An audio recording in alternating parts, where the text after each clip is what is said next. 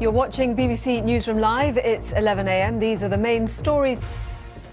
Good morning. Welcome to BBC Newsroom Live. I'm Joanna Gosling. Long-awaited plans for how the UK's immigration system will work after Brexit will be published by the government today. The Home Secretary, Sajid Javid, is proposing a new system which he says will be built around people's skills, not whether or not they come from an EU country.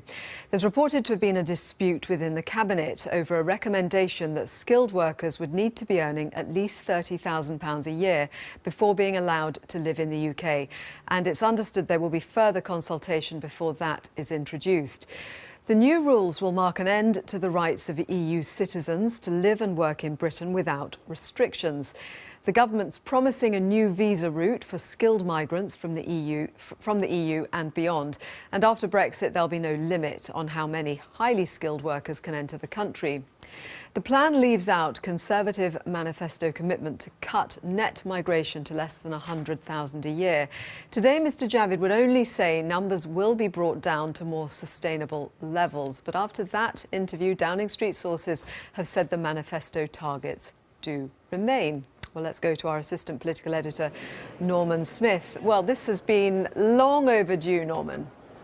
It's been a... Meanwhile, business groups are urging politicians to prevent Britain leaving the European Union without a deal, saying that with only 100 days to go until Brexit, there is not enough time for some companies to make contingency plans. I spoke to our business editor, Simon Jack, earlier, and he explained the concerns of businesses who claim that the idea of managing no deal is not plausible. The plans and on the basis of this potentially being the outcome. Simon Jack talking to me earlier. Yesterday we heard the Prime Minister and her Cabinet discussed ramping up preparations for a no-deal Brexit. Today the European Commission will publish details of the measures it will take. Gavin Lee is at Schiphol Airport in the Netherlands. It's one of the busiest hubs for Brits in Europe.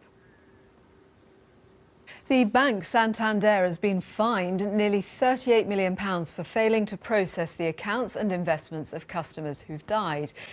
Efforts to bring down the amount of salt in the food we eat has had mixed results, according to a report out today. Well, there's much more on today's main stories coming up on Newsroom Live here on the BBC News Channel. Right now, we'll say goodbye to viewers on BBC Two. Bye-bye.